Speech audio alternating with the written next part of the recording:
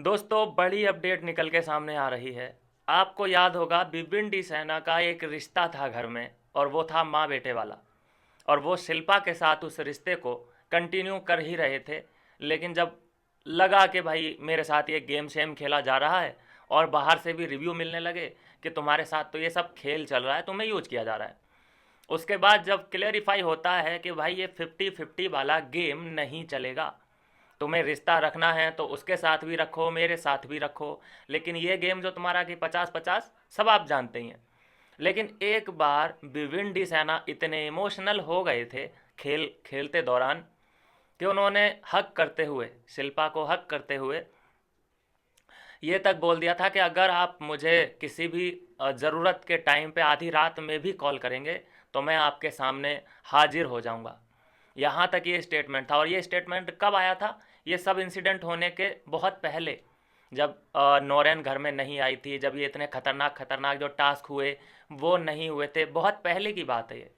और उसके बाद फिर रियलिटी चेक मिलने शुरू हुए, नौरेन घर के अंदर आती हैं, फिर पता चलता है कि तुम्हारे साथ ये सब गेम खेल रहे हैं, तुम्हें यूज कर रहे हैं।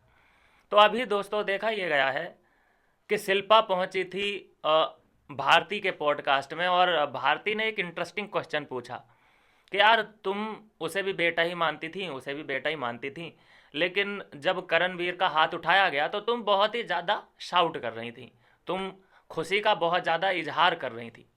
तो तुम्हें एक बार भी ये ख्याल नहीं आया कि जो दूसरा तुम्हारा बेटा, आई मीन जो विवियन है, उसके दिल को क्या ठेस पहुंचा है? वो सेकंड नंबर पे रह गया, वो इतना करीब आके ट्रॉफी के, और वहाँ से थोड़ा सा फिसल गया। तो तुम्हें लगभग उसके भी हालचाल पूछ लेने चाहिए थे।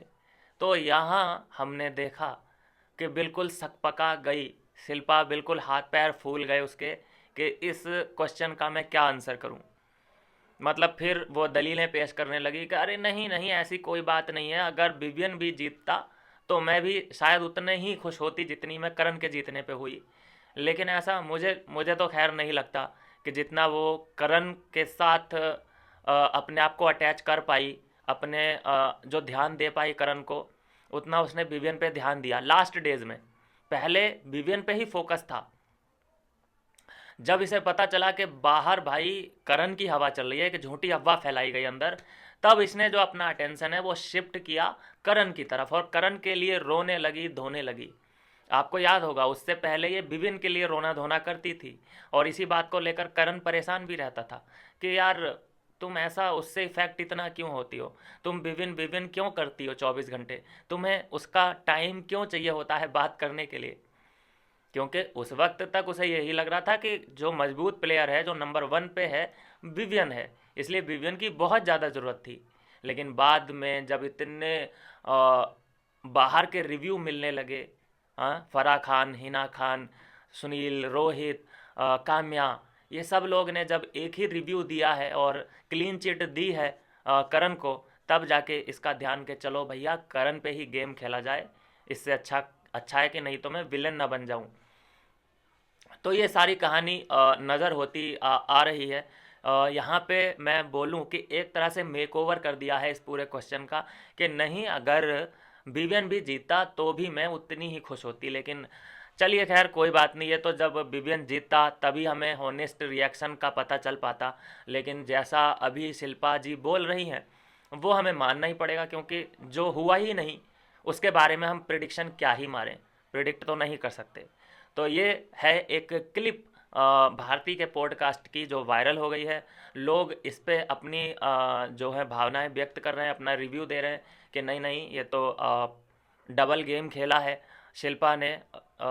जब उधर का पलड़ा भारी था तो उधर पहुंच गई, जब इधर का पलड़ा भारी हुआ तो इधर आ गई, ऐसा कुछ कुछ गेम खेला है। लेकिन इन सब के गेम के बावजूद भी दोस्तों मैं इतना कहूँगा कि शिल्पा का गेम, भाई गेम खेला, गेम खेलने ही जाते हैं घर के अंदर, कोई बुराई नहीं है उसमें। लेकिन इस बात के लिए रिस्पेक्ट है शिल्पा के लिए कि डर्टी गेम नहीं खेला। आपको याद होगा गेम खेला, गेम हर कोई खेलता है, लेकिन इज्जत इस बात में है कि कोई डर्टी गेम नहीं खेला। कोई ऐसा ऐसा कोई सुप्रीम, जैसा पहले हमने देखा है कई सीज़न हमने देखे हैं जिसमें जो ऐसे बॉलीवुड के लोग आते हैं उन्हें एक अलग ही ट्रीटमेंट दिया जाता है, बहुत स्पेशल ट्रीटमेंट दिया जाता है। लेकिन इस बार कम से कम वो चीज़ें नहीं थी।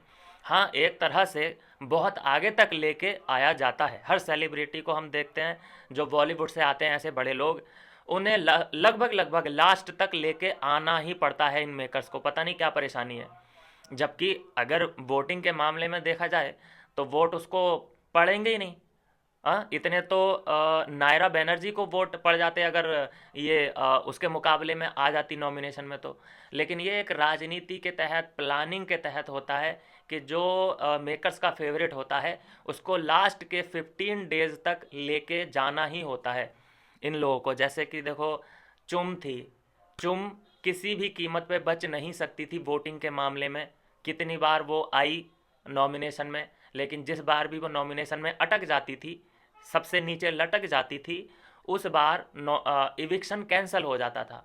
और ऐसा ही लगभग हमने शिल्पा के लिए भी देखा कि जिस बार ये नॉमिनेशन में सबसे नीचे होती थी, वोट इसको सबसे कम पड़ रहे होते थे, उस बार हमने देखा कि दो दो वीक, दो ऐसे हफ्ते बीते जिसमें कोई भी इविक्शन हुआ ही नहीं। तो वहाँ से पता चल जाता है कि हाँ भाई, ये मेकर्स का फेवरेट है, इसलिए भैया जो इविक्शन है वो कैंसिल हो गया। तो यहाँ 80 फुद्दू थोड़ी ना बैठे हैं भाई, सब पता चल ही जाता है।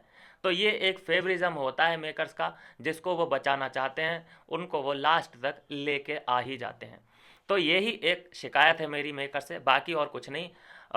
दूसरा, जो शिल्पा ने गेम खेला, गेम खेलने हर कोई जाता है, मैं फिर से उस पर मोहर लगाता हूँ, बढ़िया गेम खेला, बस डर्टी नहीं खेला, इसके लिए रिस्पेक्ट है।